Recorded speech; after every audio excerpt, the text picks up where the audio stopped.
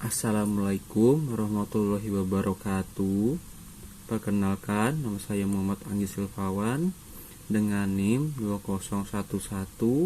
2011024131128. Saya ingin membuat video tentang ngeresu materi PSG langsung metode bioklinis. Yang pertama itu adalah definisi.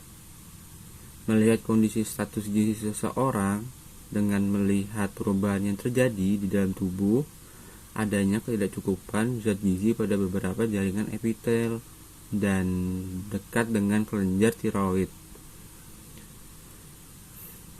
Contohnya itu seperti kulit, mukosa oral,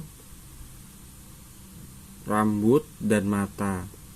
Caranya itu adalah pada diri seseorang melihat gejala simptom dan melihat tanda.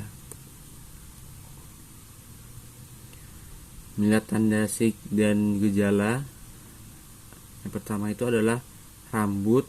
Rambut itu kusam kering, tipis, jarang-jarang, mudah rapuh, rontok. Kalau tanda-tanda pada lidah itu ada lidah bengkak, lidah magenta, lidah mentah scarlet. Kalau pada gigi itu adalah karies gigi, erosi, dan pengikisan.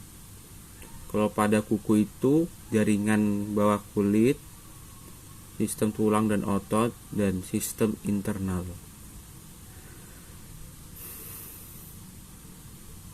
Memiliki kelebihan dan kekurangan.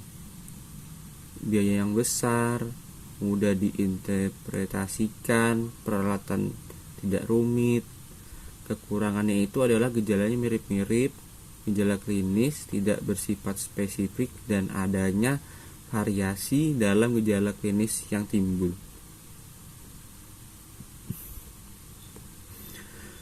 Hal yang perlu diperhatikan dalam pemeriksaan tanda-tandanya adalah ya memang benar berhubungan dengan kurang gizi, bisa karena kekurangan salah satu gizi dan lebih yang dibutuhkan tubuh. Membutuhkan investasi penyelidikan lebih lanjut. Tanda-tanda ini mungkin oleh karena salah satu atau mungkin oleh faktor seperti kehidupan di bawah standar, buta huruf, dan lain-lainnya. Tanda-tanda ini dalam didiagnosisikan untuk membedakan memerlukan keahlian khusus.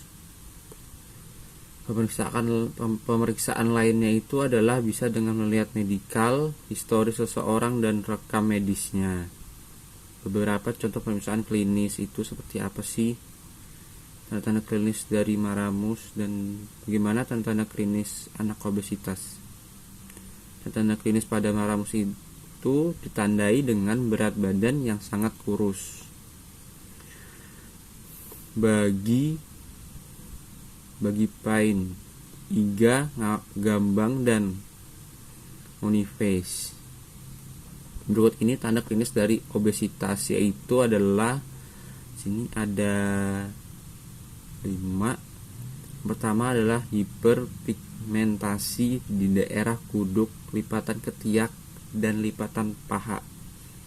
Yang kedua itu adalah iritasi dan lecet di daerah lipatan intertrigo furunculosis, bolon disesasi, kaki pengkor, anak berpayudara lebih kecil, dan nafsu makan berlebihan. Gangguan sistem pernapasan, napas pendek, batuk, dan mengintoleransi aktivitas.